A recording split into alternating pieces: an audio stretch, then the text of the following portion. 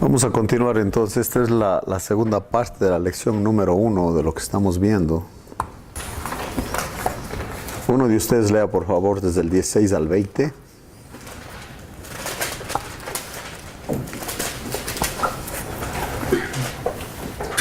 Pero los 11 discípulos se fueron a Galilea, al monte donde Jesús les había ordenado.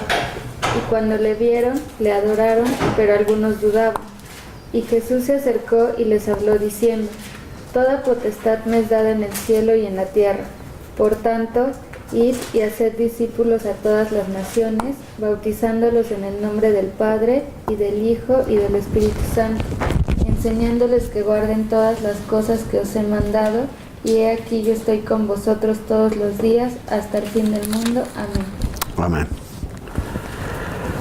Es importante notar que el tema de hacer discípulos es un proceso que toma tiempo. Y hay preparación. Si uno analiza la escritura, miren en Lucas, vamos a ver Lucas.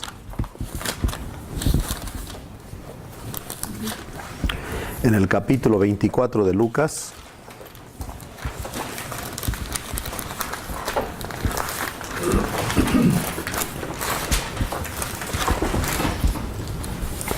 dice en el versículo 25, hablando con Cleofas y su amigo en el camino de Emaús, dice: Entonces él les dijo: Oh insensatos y tardos de corazón para creer todo lo que los profetas han dicho. ¿No era necesario que el Cristo padeciera estas cosas y que entrara en su gloria? Comenzando desde Moisés y siguiendo por todos los profetas, les declaraba en todas las escrituras lo que de él decían. Imagínense ustedes que la preparación para que Cristo entre en la escena son de miles de años, donde el pueblo de Israel ha estado aprendiendo, estudiando todas las profecías, la ley, la Torah, que son los 5 primeros libros de la Biblia, el Pentateuco. Todos ellos estaban aprendiendo eso y los eventos sucediendo, todo eso en orden, hasta que dice Gálatas 4, que cuando era el cumplimiento del tiempo, Dios envió a su Hijo, nacido de mujer bajo la ley. Entonces, la preparación que existe antes de que aparezca Cristo es muy importante. Y cerca de Cristo, el que le prepara el camino es Juan el Bautista, que es el último profeta del Antiguo Testamento y es el profeta más grande que ha nacido de mujer, así dijo el Señor. Entonces, si Dios mismo se tarda tanto tiempo preparando para la venida del Mesías, nosotros tenemos que preparar a las personas para darles el Evangelio. No le puedes dar el Evangelio de un tajo así. Esa es la razón por qué muchas de estas conversiones no funcionan, porque no están basadas en las Biblias, sino en las emociones. No tienen ninguna base bíblica. Cuando estamos estudiando las cronológicas, me gusta llegar a mí al tema de la ley. Y en eso vemos los 10 mandamientos, aunque la ley son 613 puntos. Y me gusta preguntarles a los que están estudiando conmigo: a ver, ¿cuántos pecadores hay aquí? Y está raro que acepten que son pecadores. O sea, pecador a la ramera o el mafioso o lo que tú quieras. Pero yo pecador no, yo soy bueno. Después de Éxodo 20:17, donde dice que si alguno codicia una cosa del prójimo, es culpable de todo, es digno de muerte porque ha fallado toda la ley por codiciar una cosa. Y ellos entienden lo que es realmente el pecado, es faltar a lo que Dios dice, como la palabra amartía, la palabra griega amartía, que es errarle al blanco. Es como en vez de darle a la manzana con la flecha, le dan la plena frente. Es el pecado. O sea, errar al blanco. Lo que Dios dice, no le llegaste a lo que Dios dice. Fallaste en un punto, eres responsable de los 613 puntos y no hay justo ni uno, dice la Biblia. Entonces luego yo les pregunto: ¿cuántos pecadores hay aquí? No, pues todos. No, en ese caso todos hemos pecado, dice. Entonces ahora sí ocupan un Salvador. ¿Entiende? Francis Schaeffer, que fue un hombre que Dios usó muchísimo, él era un americano que se fue de misionero a Suiza para trabajar empezando una iglesia.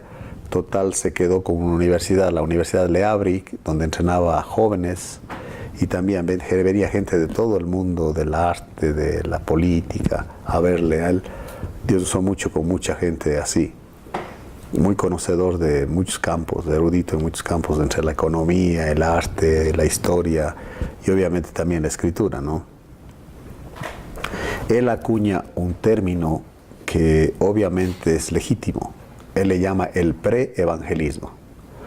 Antes de compartir el evangelio a una persona, le preparas para que entienda que Dios desde antes de la fundación del mundo ya tenía un plan, que cuando Adán y Eva caen, eso no le agarró de sorpresa, y que Dios en Génesis 3:15 por primera vez en el protoevangelio da a conocer cómo iba a ser la salvación a través de la venida de su Hijo, que golpearía a la serpiente en la cabeza. Y en el 3:21 de Génesis, por primera vez Dios da a conocer que la solución iba a ser con derramamiento de sangre inocente, cuando mata a los animales para cubrirles de pieles a Adán y Eva. Entonces siempre me preguntan a mí si Adán y Eva van a estar en el cielo, ¿sí? O sea, si son salvos. Viendo esa familia de cerca, nosotros sabemos que Abel y Caín ofrecieron un sacrificio al Señor. Para ellos hacer eso, alguien tuvo que haberles enseñado que debían hacer eso. O sea, ¿de dónde agarraron la idea? ¿De dónde agarró Abel la idea de ofrecer un cordero?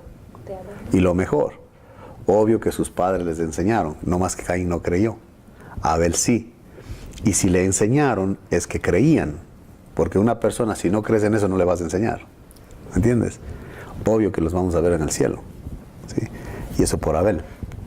Porque Abel muestra que le enseñaron el tema del cordero. Y eso es impresionante porque el cordero está por todo lado. Y es Cristo. Por eso dijo, Moisés y los profetas hablaron de mí. Entonces el discipulado es un proceso de descubrimientos que toma mucho tiempo. Ya cuando el Señor estuvo aquí en la tierra, estuvo 3 años con los discípulos. Imagínense ustedes eso. No era que el Señor vino y le dio una charla y ya todos cristianos. No, nada que ver. Y tampoco la gente creyó en Él por los milagros. Eso es una farsa, el creer que la gente va a creer porque ve señales. Nada que ver. Si fueran las señales lo que convierte a la gente, todos en el tiempo de Jesucristo debían haber sido cristianos, incluyendo los discípulos. Total, cuando el Señor murió, ¿qué fue lo que dijo Pedro? Yo me regreso a pescar. ¿Sí? No tenía ni idea de lo que había pasado. Hasta que llega el Espíritu Santo y ahora sí hace sentido todo el programa que Dios ha tenido en cuanto a la redención y en cuanto a la vida cristiana, la iglesia y en cuanto a los tiempos del fin y la eternidad. Entonces tenemos que tener todo el panorama y en medio del panorama saber dónde nosotros estamos ubicados. Hay un juego que creo que se llama ¿Dónde está Waldo? No sé si han visto eso, que hay una foto, un rompecabezas ahí de un montón de cosas y a ver dónde aparece Waldo, la carita de Waldo, ¿no? A veces nosotros tenemos así, ¿dónde anda el hermanito? ¿Quién sabe? Porque está todo amontonado, no hay nada en orden, no hay ningún proceso, nada encaja, no. La enseñanza es, este domingo hablamos del odio, el próximo del perdón, el próximo de la depresión, el próximo de cómo ser felices y etcétera, etcétera. Pero no hay la secuencia que Dios usa en la Biblia para preparar al pueblo de Israel para la venida del Mesías. Y cuando Él llega, sí, esa es una de las razones porque cuando Pedro predica, 3,000 creyentes. Cuando Pablo predicó en Atenas, ¿cuántos? 2 o 3, 4 máximo. ¿Por qué la diferencia si a los dos les usaba Dios? Es que el auditorio de Pedro eran judíos que ya estaban preparados para la venida del Mesías, ya sabían que iba a venir el Mesías.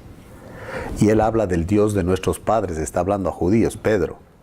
En cambio, Pablo no habla del Dios de nuestros padres, sino del Creador del universo, porque está hablando con griegos, paganos que no tienen ni idea del Dios de Israel, ¿entiende? Y esa es una de las cosas muy importantes, porque cuando estamos hablando de Dios, estamos hablando del Dios de la Biblia. El Dios de los judíos, el Dios del Padre de Jesús, el Dios de Pedro, de Juan, el Dios de la iglesia, nuestro Dios. Y eso tiene que estar bien claro. Entonces, ese conocer al Dios de la Biblia, que en Él vas a creer para ser salvo, en el plan de Él, lo que Él ha hecho, no hay otra manera de acercarse a Él, sino solo como Él ha determinado. No hay otro nombre bajo el cielo dado a los hombres en quien podamos ser salvos. Hechos 4:12. Hay un solo mediador entre Dios y los hombres, Jesucristo hombre. Yo soy el camino, la verdad y la vida. Nadie viene al Padre sino por mí. Entonces eso le hace a él exclusivo. Y conocer el plan este es muy necesario porque la vida cristiana es por fe. Pero por fe en él, en la persona de él, en lo que enseña él, no en lo que yo pienso o el sistema religioso demanda. Y es un proceso, ¿sí?, de renovación de la mente. Miren lo que dice Efesios. Nuestra manera de pensar va a tener que cambiar. Los sociólogos, los antropólogos le llaman a eso, en inglés le dicen worldview. Y el worldview, nosotros le decimos cosmovisión o la lente, o también le llaman la idiosincrasia, ¿sí? La cultura de un mexicano es muy diferente a la cultura de un inglés. Recuerdo que a mí me discipuló un inglés y la filosofía de él era mejor nunca que tarde. Para nosotros es mejor tarde que nunca.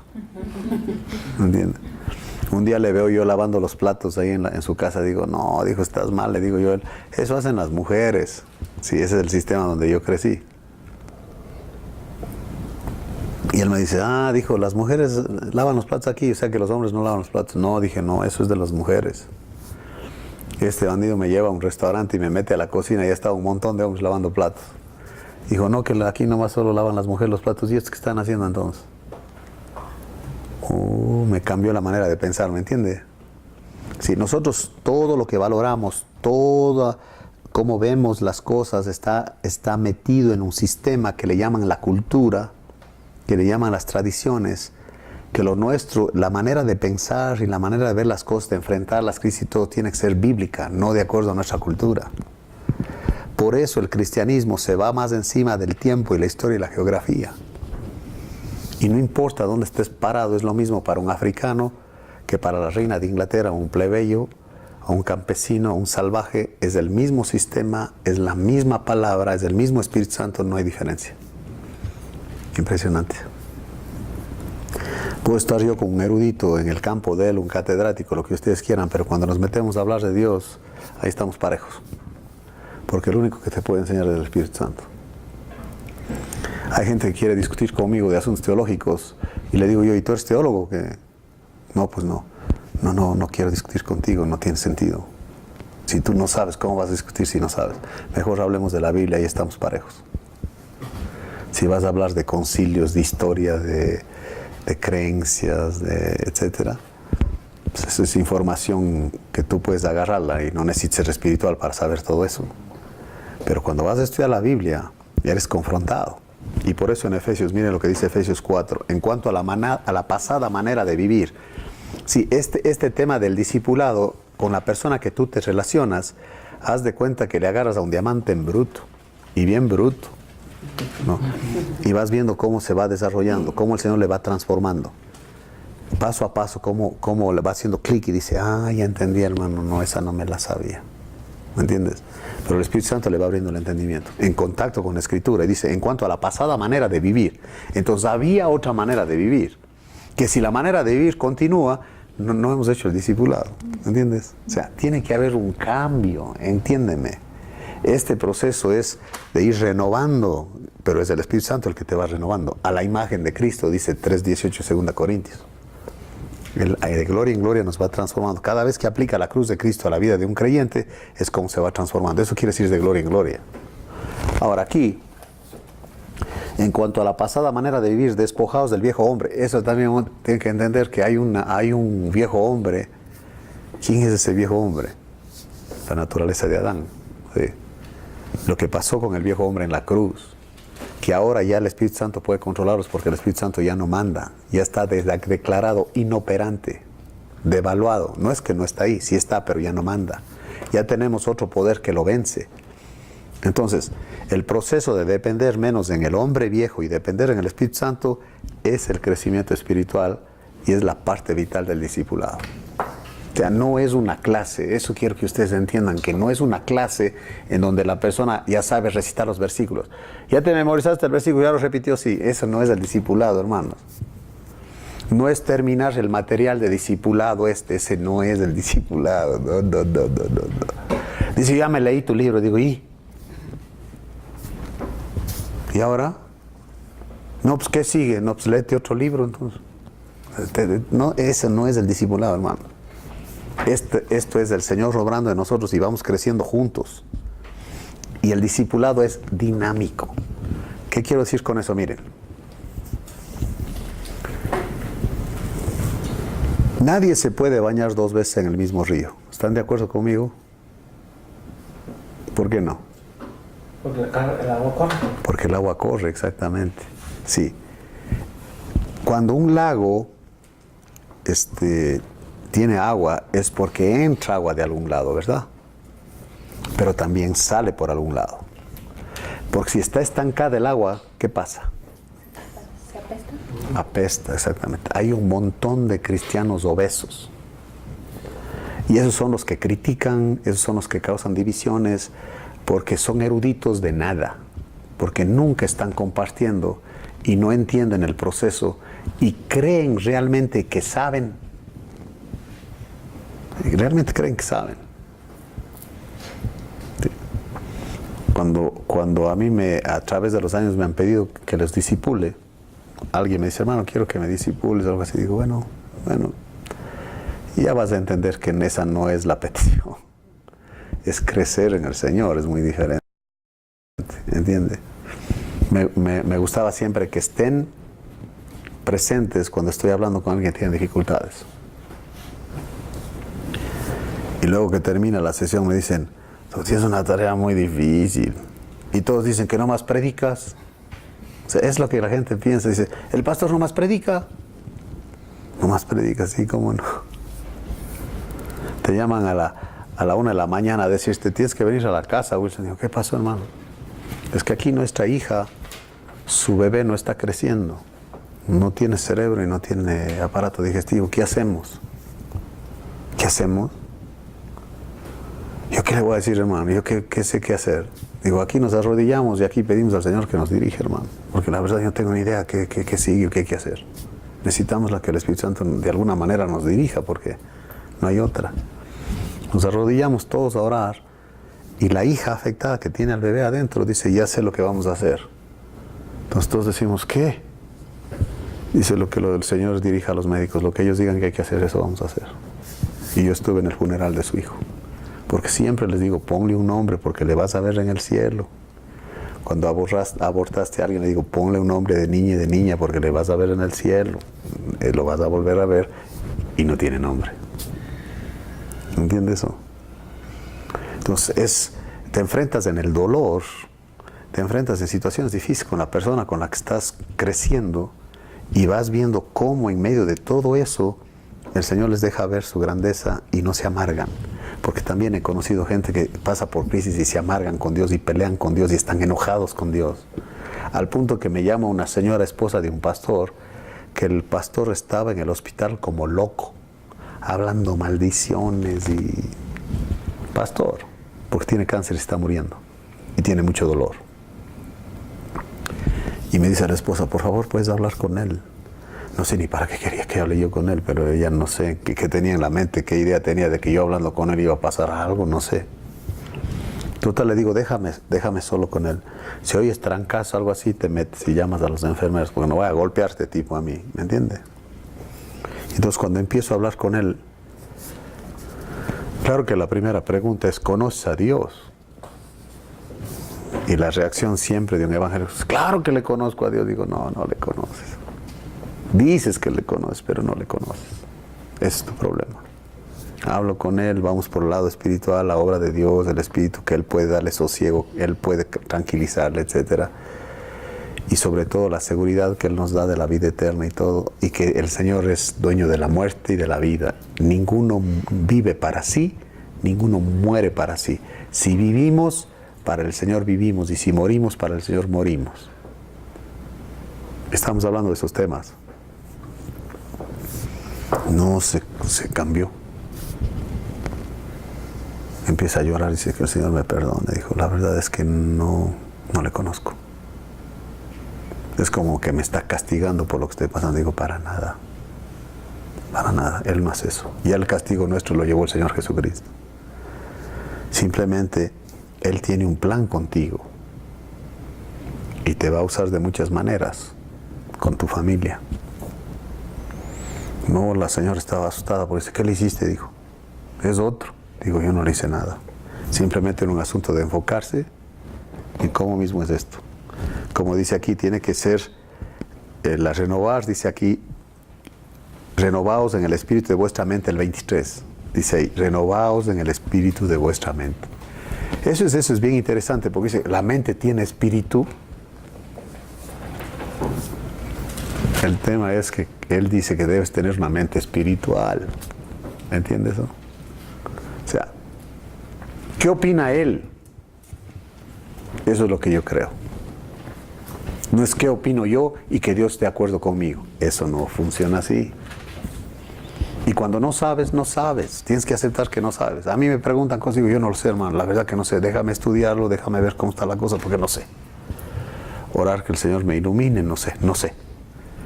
Ah, pero los eruditos saben todo y hablan tonterías. Ay.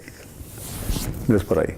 El renovar de la mente tiene que ser que si te pregunta algo el que estás discipulando, tú le dices, es que así dice el Señor.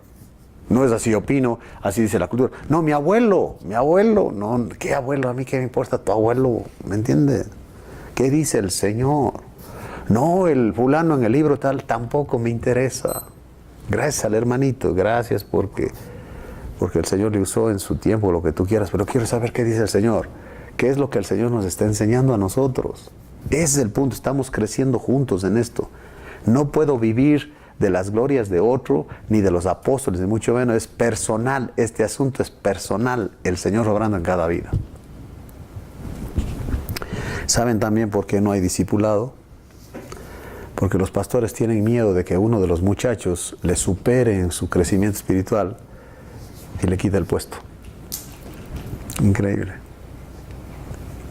Cuando estudié en Canadá, uno de los profesores dice, yo sé que en tu sistema, dice él, ¿no? Hablando del worldview que les digo, los valores que tenemos acá, dicen, muchos profesores no enseñan a los muchachos porque tienen miedo de que este va a ser mejor y le quite el trabajo. Imagínense, dice, hay mucho egoísmo. Para mí, dice, el sistema que yo tengo es de otra cultura muy diferente, que si yo tengo 20 estudiantes que han pasado por la clase donde comparto, que me superan a mí, esa es mi gloria. Nunca me va a faltar el trabajo, porque esos muchachos siempre van a estar consultándome. Porque fue el que les introduje. Impresionante esa manera de pensar muy diferente. Y el Señor Jesucristo, sí, supera todo, porque sabe cuál es esto de renovar la mente, sabe cuál es el punto del Señor, es que tengamos la mente de Él. No que repitas lo que Él dice, sino que Él hable a través de nosotros. La vida del cristiano es Cristo mismo en nosotros. Eso es otra onda. El cristianismo no es yo copiando a Cristo. ¿Qué hace Cristo? Yo le copio. No. Es Cristo gobernando mi vida a través del Espíritu Santo y reproduciendo Él la vida de Cristo en mí. El proceso de que menos yo y más Cristo, ese es el discipulado, hermano. Pero toma tiempo. Porque nosotros solamente vamos a hacer algo o vamos a ceder al punto donde yo conozco. Donde ya no conozco, me regreso siempre a lo viejo. Por eso el problema es, estamos estudiando las lecciones de lo que sea, ¿no? Y llega un momento que el tema de la iglesia especialmente, ese es un tema que tenemos que estudiarlo. ¿Cómo mismo es la iglesia? Ok, tenemos el mensaje como hablamos nosotros, pero llega un momento que en la iglesia, ¿cómo mismo es la iglesia? Nos regresamos al sistema viejo, al legalismo. Y ni nos damos cuenta que ya estamos legalistas otra vez. Porque no entendemos, porque en esa parte no hemos aprendido, el Espíritu Santo no nos ha mostrado cómo funciona la iglesia. Porque el discipulado se da dentro de la iglesia, al punto que en Efesios 4, miren lo que dice ahí. O sea, un cristiano no va a crecer sin iglesia, así de plano. No hay crecimiento si no es parte de la iglesia. Así de plano es esto. Y dice aquí en el 4, el versículo 16 dice, de quien todo el cuerpo, bien concertado y unido entre sí, todo el cuerpo unido entre sí, porque todos somos miembros del cuerpo, Cristo es la cabeza, por todas las coyunturas que se ayudan mutuamente, según la actividad propia de cada miembro, La actividad propia de cada miembro recibe crecimiento para ir edificándose en amor. Cada miembro participa en el crecimiento de los demás. Esa es la iglesia y ahí se practica el discipulado. Toma tiempo, hermanos. Pablo nunca predicaba y abandonaba a los creyentes. Se quedaba ahí hasta establecer iglesias. Y si no, regresaba o mandaba a alguien a que se quede ahí, como le dejó a Timoteo en Éfeso, ¿se acuerdan? Le mandó a Tito a Creta. Tengo un libro yo de un hombre que se dedicó a estudiar qué pasó con las iglesias. Por ejemplo, nunca nosotros tenemos una carta a la iglesia de Jope, pero había una iglesia en Jope, porque ahí estaba Pedro cuando fue llamado para irle a hablar a Cornelio, ¿se acuerdan? Y 7 varones de Jope de la iglesia le acompañaron a él y vieron lo que pasó con los gentiles y testificaron en el concilio de Jerusalén. Entonces, ¿qué pasó con esa iglesia? Y es interesante que este hombre se mete en la historia a analizar todas esas iglesias y él pone un dato. Esos libros son esos libros como unas joyas. Se pasó 50 años estudiando eso. Es un trabajo de toda la vida de este tipo. Él se encuentra históricamente que un tiempo el pastor de Filipos fue el doctor Lucas. Eso no dice la Biblia.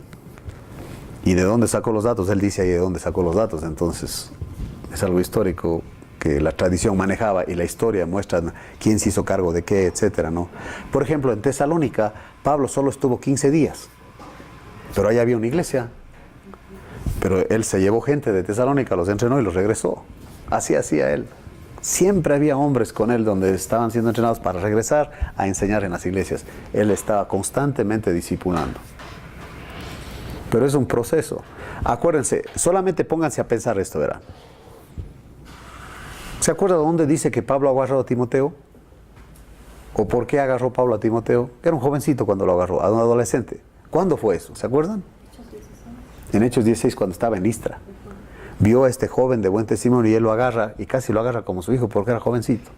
Cuando le escribe diciendo, ninguno tenga en poco tu juventud, ya tenía 40 años Timoteo. Y todavía joven. Todavía le dice, Pablo, eres joven, tú, 40 años joven. Imagínense todo el proceso, 16 a 40, ¿cuántos años? 24 años, 24 años. Y Timoteo con Pablo, Timoteo con Pablo, Timoteo con Pablo. Y en 2 Timoteo, miren lo que le dice, en el capítulo 2. Le dice, lo que has oído de mí ante muchos testigos, esto encarga a hombres fieles, que sean idóneos para enseñar también a otros. Y el término aquí, que sean idóneos, debe ser traducido que serán idóneos. Porque tú no les agarras idóneos, les agarras en bruto, como digo, ¿no? Y vamos creciendo, vamos creciendo. 2.2 de Timoteo, 2 Timoteo 2.2. Agarras de estos hombres y vas con ellos, ¿no? Le dice una señora al evangelista Moody, al famoso Moody, le dice, oiga, dice, el Señor me llamó a un campo misionero, que se quiere ir de misionero, una viuda. Entonces, este Moody le dice, ¿cuántos hijos tienes tú? Dijo, 8. Ahí está tu campo misionero. Susana Wesley crió 20 niños, tenía 20 hijos. 2 de ellos, Juan y Carlos Wesley, estos misioneros ingleses que Dios usó para empezar la iglesia metodista. ¿Sí? Ella influenció a sus hijos. Es lo que Pablo dice, se salvará criando hijos. La idea es que la influencia que la mujer va a tener es con sus hijos, como la abuelita y la mamá de Timoteo que le enseñaban la escritura. Qué impresionante es eso. El papel de la mujer, las ancianas o las más grandecitas ayudando a las más jóvenes que les enseñen a amar a sus maridos y a sus hijos. Ese es discipulado. Cuando una ancianita me dice a mí, no, dice, yo ya soy un estorbo, que no sé, no, cállate, abuelita, es la pura carne. Tú puedes ayudar a las jóvenes que no saben cómo tratar al marido, tú compárteles, por favor. Eso dice Pablo a Tito. Ah, sí, ¿verdad? Sí. Imagínense tener una ancianita que dé clase, en vez de leer el tarot, no sé qué, o las cartas, que debe ser una vieja bruja, que aquí se entrena a mujeres jóvenes a amar a sus maridos y a sus hijos. No pasarían la bola la viejita, tanto que puede compartir. Es como, me piden unos ancianos que iban a celebrar 60 años de matrimonio. Dice Wilson, queremos que nos cases otra vez. Uy, digo, yo no caso a nadie sin darle consejos prematrimoniales.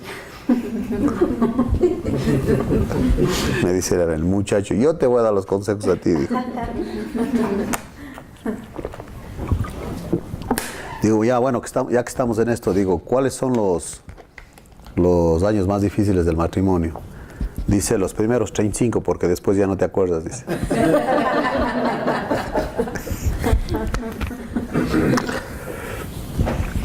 Tiene que haber una renovación de la manera de pensar. ¿Me entiendes eso?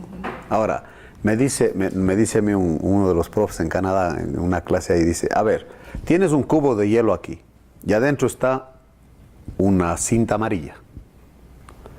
Quiero que cambies esa cinta por una roja sin romper el cubo de hielo. ¿Cómo lo vas a hacer? Me hizo pensar. Nunca le dimos. Metes el cubo de hielo en el molde, dejas que se haga líquido otra vez el agua, cambias la cinta y lo vuelves a congelar. Ya está. Es exactamente lo que el Señor hace a nosotros. Nos hace agua, quita lo viejo. O sea, el proceso es duro, es lo que quiero decir. O sea, te deshace. Porque todo lo que he creído, como dice Pablo, en eso que yo confiaba lo tengo por basura. Dice, ¿le oyeron lo que dijo? No, hombre. Y él creía que estaba haciendo lo correcto. O sea, lo que él estaba haciendo de echarse a los cristianos es que él estaba honrando a Dios haciendo eso. Imagínense, nosotros haciendo cosas, la barbarie, y según esto estamos honrando a Dios. Todo eso tiene que cambiar. Imagínense cómo le veían los fariseos colegas de él como un traidor, pues. ¿Cómo va a decir que lo que nosotros hacemos no sirve? Pues no sirve.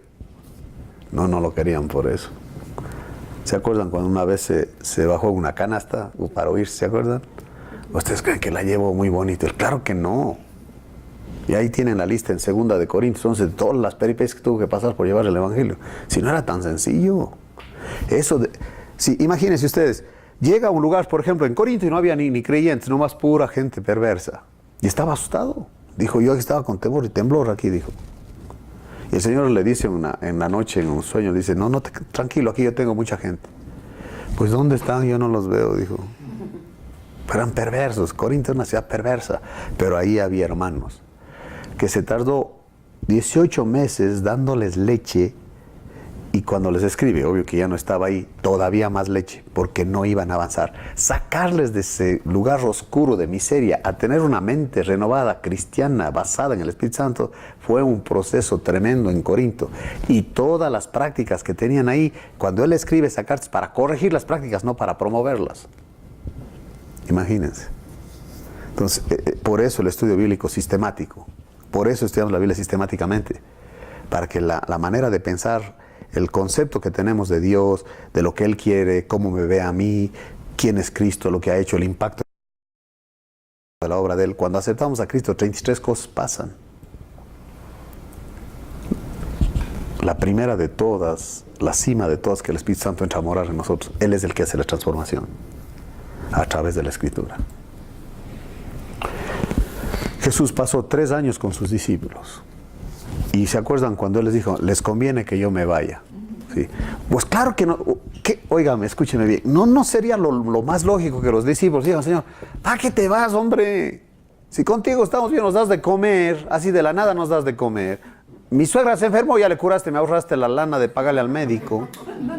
O sea, ¿se acuerdan que le curó la suegra de Pedro?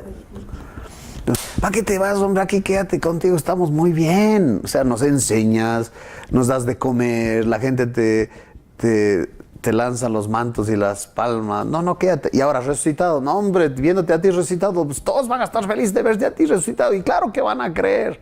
El Señor dijo, no. Ni aunque un muerto resucite, no creen, dijo. Porque es el Espíritu Santo que convencerá al mundo de pecado.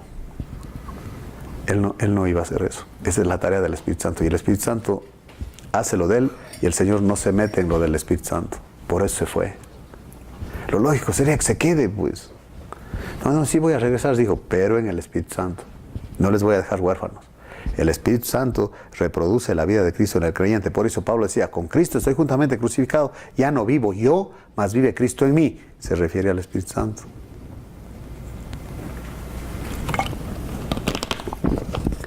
3 años con sus discípulos del Señor. Quiero que noten algo en Mateo 15, verán. A cada rato le decían al Señor, ¿por qué les hablas en parábolas? Y el Señor decía, ustedes tampoco entendieron, ¿verdad? Pues no. Ah, bueno. Mire lo que dice en Mateo 15. El versículo 13 dice, pero respondiendo él dijo, toda planta que no plantó mi Padre Celestial será desarraigada. 15, 14, Mateo. Dejadlos, son ciegos, guías de ciegos, y si el ciego guiare al ciego, ambos caerán en el hoyo. Imagínense, el que le está discipulando es ciego a otro ciego. Los dos se van al hoyo. Eso está como, se chocan dos ciegos, ¿no? Y dice, ¿qué haces? Dice, voy a vender una guitarra. Te doy 50 sin ver, dice.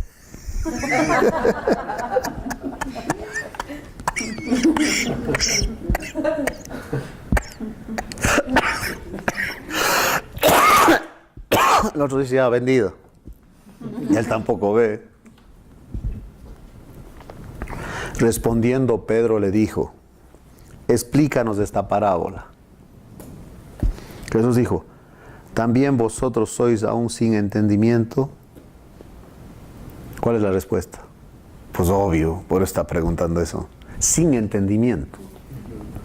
Eso quiere decir que no te he iluminado. Ahora, si ven conmigo por el otro lado en Mateo, más bien en Hechos 14, más bien Hechos 16, 14, ahí tenemos el caso de Lidia, la vendedora de púrpura, la que tenía la boutique Lidias. Dice ahí, una mujer llamada Lidia, vendedora de púrpura de la ciudad de Tiatira, que adoraba a Dios, estaba oyendo. Por ahí empiezas, ¿no? Y el Señor abrió el corazón de ella. Ahí está la clave. Para que estuviese atenta a lo que Pablo decía. Ahí de la traducción debe ser para que entendiese lo que Pablo está diciendo. Porque acuérdense que de los 4 terrenos donde cae la semilla, ¿cuál es la por la que uno va? La que cae en buena tierra. Este es el que oye la palabra y entiende. Iluminación. Entonces Pablo pasó 3 años en Éfeso. Vamos a ver eso en Hechos 20.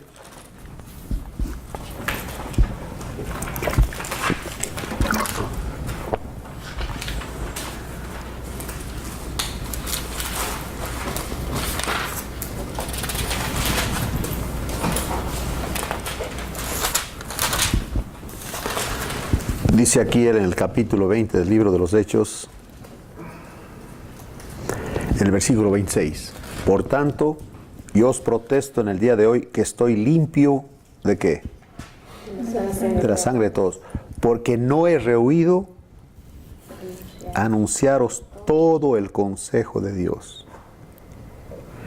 Y miren lo que dice, voy a leer desde el 28 hasta el 31, dice, por tanto mirad por vosotros y por todo el rebaño en que el Espíritu Santo os ha puesto por obispos, para apacentar la iglesia del Señor, la cual Él ganó por su propia sangre. Porque yo sé que después de mi partida entrarán en medio de vosotros lobos rapaces que no perdonarán al rebaño. Y de vosotros mismos, escuche eso, se levantarán hombres que hablen cosas perversas. ¿Para qué? Arrastrar tras qué? A que sean discípulos de ellos. ¿Entiendes? Ya cuando alguien dice, este es mi discípulo, dije, este es uno de esos lobos rapaces. No he entendido nada. Por tanto, velad acordándoos que por 3 años, de noche y de día, no eran solo reuniones dominicales, hermanos, no he cesado de amonestar con lágrimas a cada uno. Mi interés por ustedes siempre ha sido genuino y así va a ser. Debe haber una transformación. No podemos seguir con esa mentalidad. Quiero que leamos desde el 20, 18 al 21. Miren qué interesante lo que dice ahí. Él manda llamar a los ancianos, dice, a los ancianos de la iglesia de Éfeso. Cuando vinieron a él les dijo, vosotros sabéis cómo me he comportado. Eso es muy importante porque no dijo, ustedes ya saben las clases que les di. No dijo eso. ¿Cómo me he comportado? Muy diferente. Ustedes saben cómo me he comportado entre vosotros todo el tiempo desde el primer día que entré en Asia, sirviendo al Señor con toda humildad, no a los de Éfeso, no a los de Efesios. ¿Sirviendo a quién? Es muy diferente. Con toda humildad. Él tenía mucho de qué jactarse, pero no. Una persona humilde. Humilde quiere decir que se hace común. ¿Me entiende?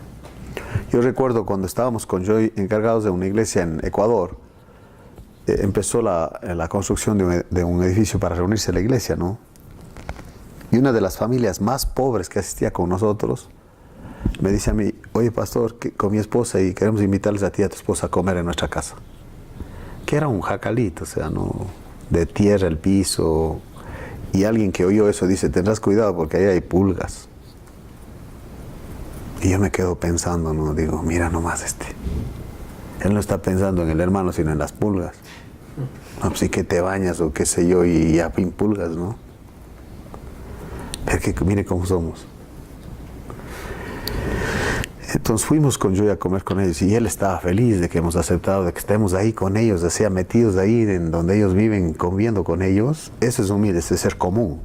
O sea, no importa dónde está, ahí estás. O sea, no, pues ¿sabes qué? Mejor nosotros te invitamos, hermano. No, eso no es ser humilde, es ser orgulloso. ¿Entendió? Humilde es que te bajas al nivel de ellos y comes con ellos lo que ellos comen. Me acuerdo que estaba yo con los indígenas mixtecos de Oaxaca y me estaba hospedando en una casa y en el desayuno me dan un pan con... Yo pensé que era mermelada, hermanos. Total, me acerco el pan, me pega una enchilada, era chile. Digo, oye, hermanos, ¿qué les pasa, hombre? Avisa, ¿cómo me vas a dar pan con chile, hermano? Dice que es que nosotros sabemos que tú eres medio agringado, dice, y allá comen con mermelada, y como no tenemos mermelada, lo que tenemos chile, por eso le aventamos chile al pan. Ay, por favor, digo, usted está de renovar la mente enterito, dije yo. Qué tremendo eso, ¿no? Qué tremendo. Entonces con los hermanos ya terminamos de comer y todo, y me dice él, oye hermano, aquí con mi esposa, dice, y el Señor sabe el sacrificio que vamos a hacer, dice, porque usted sabe y todos saben que nosotros no tenemos dinero, pero queremos dar 3 láminas para el techo de la construcción. No, hermanos, no, pues no. Eso fue entre semana. El domingo yo desde el púlpito les digo, miren, ya tenemos 3 láminas de techo y debería darles vergüenza, porque estos hermanos fueron los que ya tenemos 3, ya tenemos algunos metros de techo. Ese día se llenaron las láminas del techo, hermano. Porque el Señor usó a estos hermanos para humillar a todos. Era una humillación. Ese día se llenó el techo. Ya había dinero para comprar las láminas de todo el techo, hermano. Dios usó esa parejita como los de Macedonia que dieron sacrificialmente para ayudar a los de Jerusalén. Impresionante. Sí. Ahora, nosotros de mentalidad siempre somos mezquinos, ¿no? Desde chiquitos hacemos así, mire, así. ¿Sí o no? Con mis hijos creo que esa era una de las lecciones más difíciles de enseñar, de compartirles. Porque ordenábamos una pizza y el menor ya tiraba la línea. O sea, si son 8 piezas, 5 para acá y 3 para allá. O sea, que si alcance, no sé. Pero yo me voy a echar las 5. O sea, ya. No, y se para, ¿no? Mis primos eran perversos porque en lo que sea, escupían, dice, es mío esto. Ya nadie puede tocar esto. Escupían en lo que iban a comer. Es un egoísmo bruto.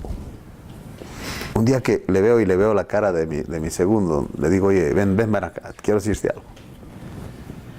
¿Qué pasó? Dijo, pensé que le iba a regañar o algo, porque él ya se enojó, o sea, ya no, obvio que ya viendo lo que está haciendo el hermano ya se enojó. Ya la cara de él ya iba a decir, ya, quién sabe qué le iba a decir. Eres un egoísta, no más en ti piensas. Eso son los pleitos de los maridos y mujer, ¿entiendes? El egoísmo, siempre el egoísmo del pleito. Digo, vente para acá, verás. Dale toda la pizza a tu hermano. Y yo ordeno la que tú quieras. La más grande si quieres. No me importa. Pero no te pelees. Aprende a ceder. Y le da, pues. Yo no sé. ¿Estás enfermo o qué? En serio, el otro no podía creer que le da toda la pizza, ¿no? Sí, dice, cómetela toda al cabo que papá me va a dar una que yo quiero. Una suprema. Ese era solo pepperoni. La suprema viene con todo, ¿ha visto? Sí. No, hombre, viene una pizza. Y el otro dice, no, pues comparte. Ah, no. No. Haz lo mismo que te dije a ti, hazle, compártele, te compro otra, no te preocupes. El otro feliz, ya se acabó, ya se tragó la una y ahora está compartiendo lo del hermano. Qué difícil es cambiar la mentalidad del egoísmo, hermanos. Porque somos egoístas. En el cambio dice, que no hay ningún caballero aquí. Sí, dice, pero todos están sentados. En mis tiempos, dice, se cedían a las damas. Eso en tus tiempos. Ahora ya no. Ahora con la liberación femenina somos iguales. Ya eso ya es venganza.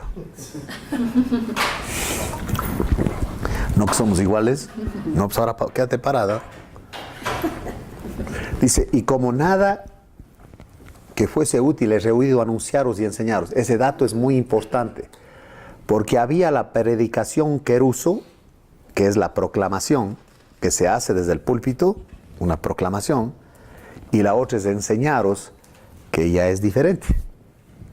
Ya es al nivel de la persona, a la estatura de la persona, y avanzamos así. Donde tú estás, ahí agarramos el tema. Sí. Tengo muy poquita experiencia en esto del discipulado, pero una cosa he aprendido. Que la persona, en los problemas que tiene o cómo está su vida, está estrictamente ligado con el entendimiento que tiene de cómo se vive la vida cristiana. Si esta persona no entiende lo que pasó con el yo, obvio que tiene muchos problemas porque el yo manda en su vida. ¿Entiende? Entonces yo, primerito lo que tengo que hacer es analizar dónde en las lecciones está esta persona. Y por eso tanto conflicto. Sí, una persona que no entiende la obra del Espíritu Santo, por ejemplo, la mansedumbre. No. ¿Qué es la mansedumbre? No es la mensedumbre, no es ser menso, es ser manso. ¿Entiende? La idea ahí es de poder controlado. Tiene mucho poder, pero está controlado. Imagínense ustedes que al entrenador de la selección de México le costó el puesto por una tarugada de no poder controlarse en un minuto. Ese fue lo que derramó el vaso. Le expulsan, le quitan el empleo de millones de dólares por una tarugada. Porque es una tarugada. Y dice, no, pero todos hacemos lo mismo. ¿O no? O cuando te enojas no sueltas la ráfaga. Y dices cosas que después dice, no, ¿por qué dije eso? No debía haber dicho eso, ¿o no? No, pero tú eres pastor. Sí, soy pastor. Carnalot. ¿Entiendes? Entonces, han visto esa propaganda. Dice, antes de que hagas algo, que si te enojas cuentes hasta 10. A ver, ¿quién va a contar hasta 10? Después del manotazo empieza a pensar, horas y horas no puede dormir por lo que hizo. ¿Entiende? Entonces, ¿dónde está el poder para controlar a ese monstruo que tenemos adentro?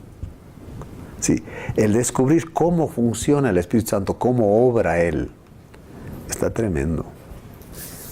Pero Él tiene que enseñarse eso. Sí. Solo pónganse a pensar en José, por ejemplo. José con su sueño, los hermanos le caen encima. O sea, ¿cómo puede ser esto? Que él emocionado, que el sueño que ha tenido, que el sol, la luna y 11 estrellas se le postran ante él. ¡Pamba! Dijo, ¿por qué? Entonces ahora resulta que papá y mamá y nosotros vamos a postrar ante él, un orgulloso que no sé qué y no sé cuánto. Y le odiaban. Lo venden. Se va preso. No, pues tiene todo para ser un desadaptado social según la sociología. Pero ¿sabe qué es lo importante de la vida de José? Si ustedes leen la vida de él, que es que hay una frase que se repite constantemente. Jehová estaba con José. Y cuando ya los hermanos vienen y él los ve y él estaba enojado porque empieza a gritar, ¿se acuerdan? Tiene una lucha terrible O sea, la amargura está ahí. No es que no está así, está ahí, pero no gana.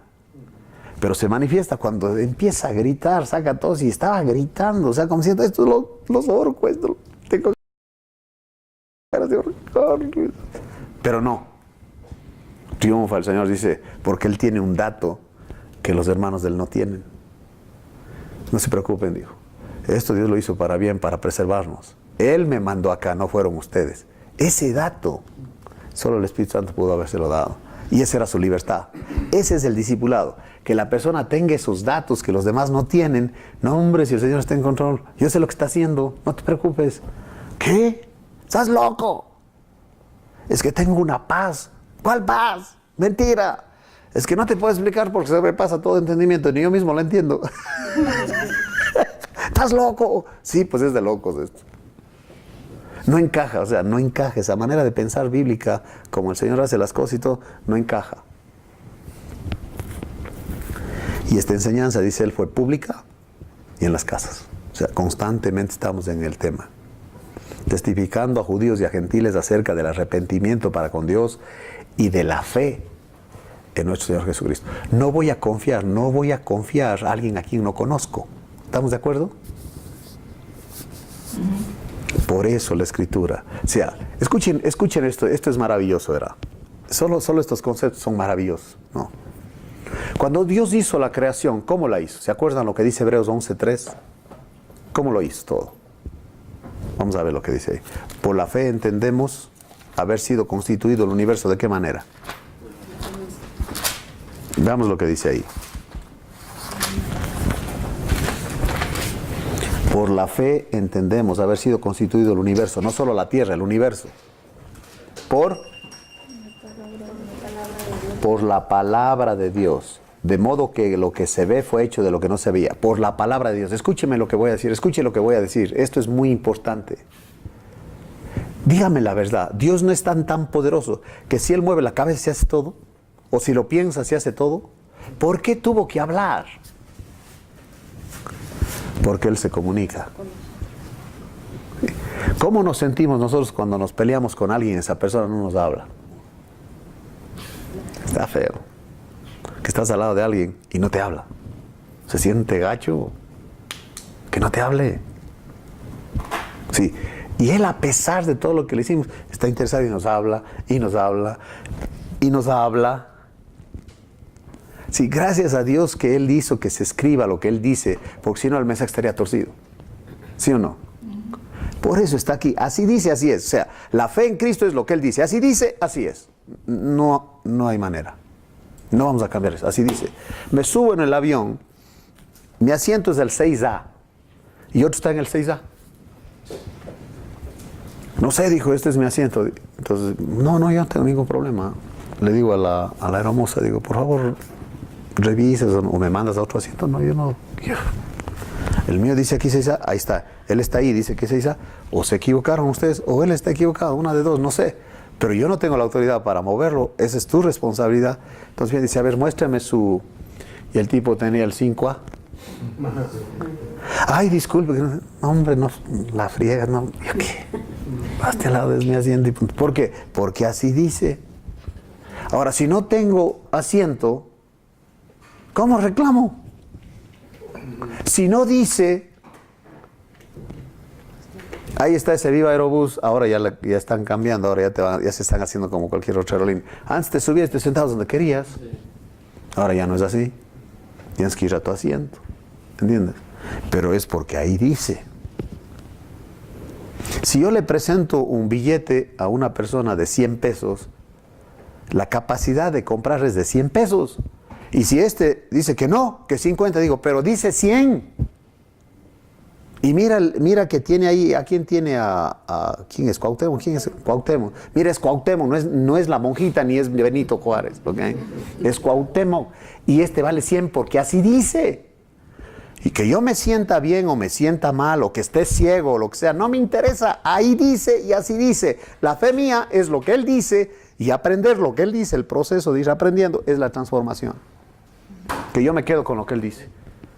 ¿Y entiendes lo que dice? No lo entiendo, pero así dice y así dice. Ya me captaste, como dicen algunos. Bueno, aunque no me crean, esta es la segunda parte de la lección 1, ¿ok? Aquí vamos a hacer una pausa.